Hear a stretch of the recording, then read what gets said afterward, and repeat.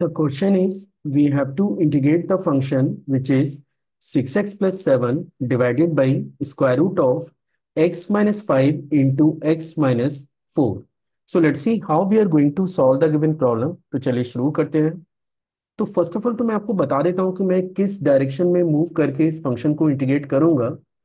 अगर आप इस फंक्शन के डिनोमिनेटर को चेक करें और डिनोमिनेटर के अंदर जो स्क्वायर रूट के अंदर वाला डाटा है, अगर आप इसे सिंप्लीफाई करते हैं तो आपको मिलेगा, you are getting the function x square minus 9x plus 20।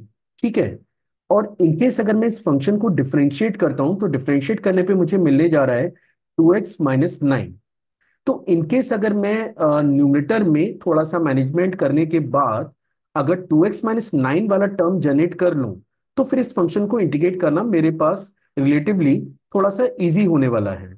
तो इसके लिए हम लोग कर क्या रहे हैं, सबसे पहले क्योंकि मेरा टारगेट है यहाँ पे 2x को जनरेट करना, सबसे पहले मेरा टारगेट है 2x को जनरेट करना, तो हम लोग इसके न्यूमरेटर से सबसे पहले 3 को कॉमन ले लेते हैं। अगर मैं 3 कॉमन लूंगा तो ये बनेगा 3, मैंने इंटीग्रल साइन से बाहर कर लिया और ये बन जाता है 2x प्लस 7/3 डिवाइडेड बाई, इसको आप लिख सकते हैं square root of x square minus 9x plus 20। अब जैसा कि मैंने आपसे कहा कि मेरा मोटिव है 2x-9 को जनरेट करना, पर यहां पे आपके पास है 7/3। तो चलिए इसको और थोड़ा फर्दर मैनिपुलेट करें। हम लोग इसे लिख सकते हैं 3 integral 2x-9 plus 9 plus 7/3 divided by square root of x square minus 9x plus 20 और dx। In the next step this will become, हम लोग इसे लिख पाएंगे 3 integration of 2x-9 divided by square root of x square minus 9x plus 20। मैं इसको finally दो part में स्प्लिट करने जा रहा हूं। इससे फर्स्ट पार्ट को इंटीग्रेट करना मेरे लिए अभी काफी आसान होने जा रहा है। सेकेंड पार्ट मुझे मिलेगा 3 टाइम्स ऑफ, क्योंकि ये जो 3 है ये एंटायर फंक्शन में मौजूद है, तो 3 टाइम्स ऑफ। और न्यूमेटर को अगर मैं सिंप्लीफाई करता हूं तो ये बनता है 27, 27+7 डिवाइडेड बाई 3। आप इसको ऐसा लिख सकते हैं और डिनोमिनेटर में आपके पास है which is x square minus 9x plus 20 into dx। आप देख सकते हैं कि यहाँ पे 3 से 3 आपका फाइनली कैंसिल भी हो जा रहा है। Now this will become 3 times of integral 2x-9 divided by square root of which is x square minus 9x plus 20। और आगे सेकेंड पार्ट की अगर मैं बात करूं तो यहाँ पे आपको 27 और 7 को ऐड करना है, और जैसे आप इसमें ऐड करेंगे तो ये बन जाता है 34। तो 34 एक कांस्टेंट क्वांटिटी है, आप इसे इंटीग्रल साइन से बाहर ले सकते हैं। इसके बाद आप देख पाएंगे कि आपके पास फंक्शन बचा हुआ है dx over square root of x square minus 9x plus 20। लेकिन हम लोग क्या करने जा रहे हैं कि मैं इसमें कुछ डाटा अपनी तरफ से बैलेंस करने जा रहा हूं, है ना। तो चलिए ये काम मैं अगले स्टेप में ही कर लूंगा, दैट इज +20। मैंने इसको एज सच अभी यहाँ पे नोट किया हुआ है। अब सबसे पहले फर्स्ट पार्ट को हम लोग इंटीग्रेट कर लेते हैं। जैसा मैंने कहा कि ये फंक्शन का जो डिफरेंशिएशन है वो 2x-9 के बराबर है। So the better option is that कि आप x square minus 9x plus 20 को लेट एक नए वेरिएबल टी स्क्वायर से रिप्लेस कर दें। और बी केयरफुल, ये जो वर्क मैं कर रहा हूं ये केवल फर्स्ट पार्ट के लिए वैलिड है। सेकेंड पार्ट को हम लोग अलग तरीके से इंटीग्रेट करेंगे। अगर मैंने x square minus 9x plus 20 को टी स्क्वायर से रिप्लेस किया है तो फिर मुझे dx को भी dt में कन्वर्ट करना पड़ेगा। ठीक है, तो dx को भी dt में कन्वर्ट करना पड़ेगा, और dx को dt में कन्वर्ट करने के लिए मुझे फंक्शन को बोथ साइड डिफरेंशिएट करना है। तो जैसे आप इसको डिफरेंशिएट करेंगे ये बनेगा 2x-9 into D x, and this is your 2t और dt।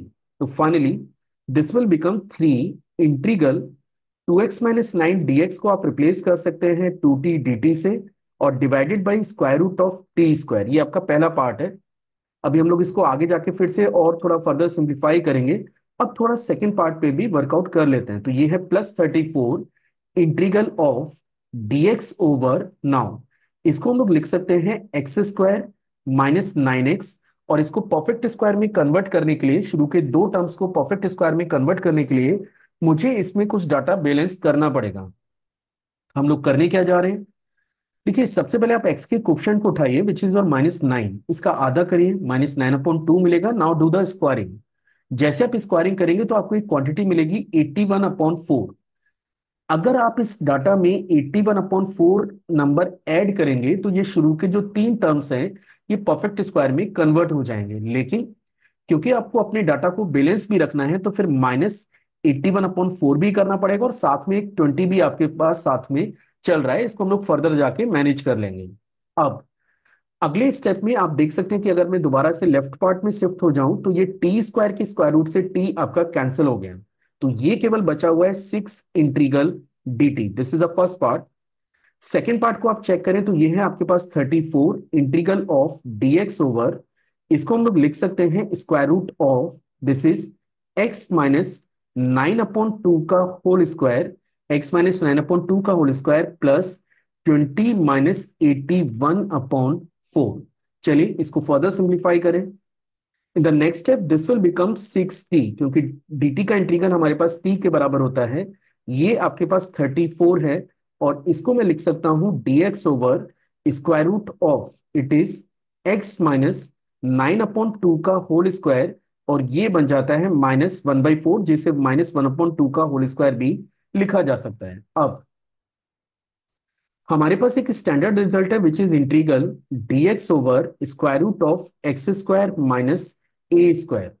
Now this is equal to इसका इंटीग्रल होता है ln mod of x plus root of x square minus a square plus constant. तो देखिए आप देख सकते हैं कि सेकंड पार्ट में आप डायरेक्टली ही इस फॉर्मूले को अप्लाई कर सकते हैं।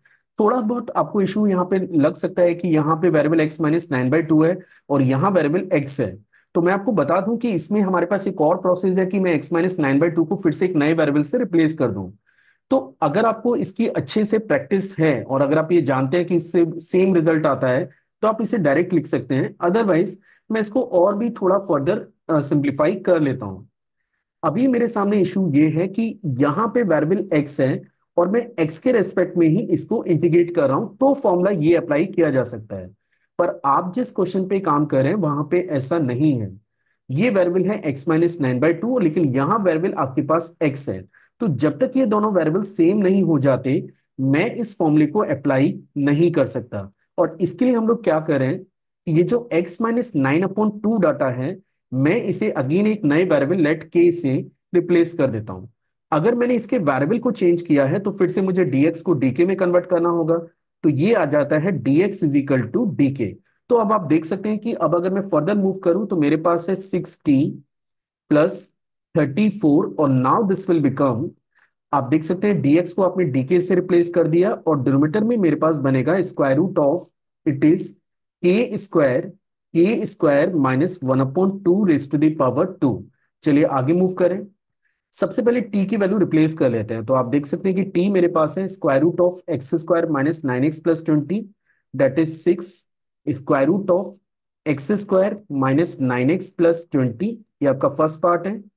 सेकेंड पार्ट में 34 कांस्टेंट क्वांटिटी है, आप इसे इंटीग्रल साइन से बाहर रखिए और इसमें अब मैं फॉर्मूला लगा सकता हूं क्योंकि यहां जो वेरिएबल है आप सेम वेरिएबल के रेस्पेक्ट में इंटीग्रेट भी कर रहे हैं। तो इसका इंटीग्रल आपको मिलेगा ln mod of K plus square root of K square minus 1/2 raise to the power 2 plus C. ठीक है। अब यहां पे आपको चेक करना चाहिए कि जिस एक्सप्रेशन पे आप काम कर रहे हैं, जिस एक्सप्रेशन पे आप काम कर रहे हैं, यहां पे ये जो के स्क्वायर माइनस 1/2 का होल स्क्वायर है ये आपने इस एक्सप्रेशन को सिंप्लीफाई करके जनरेट किया है। इस एक्सप्रेशन को सिंप्लीफाई करके जनरेट किया है। तो अगर मैं फिर से उसको सिंप्लीफाई कर दूंगा इस फॉर्मेट में तो again you are getting the same function which is x square minus 9x plus 20।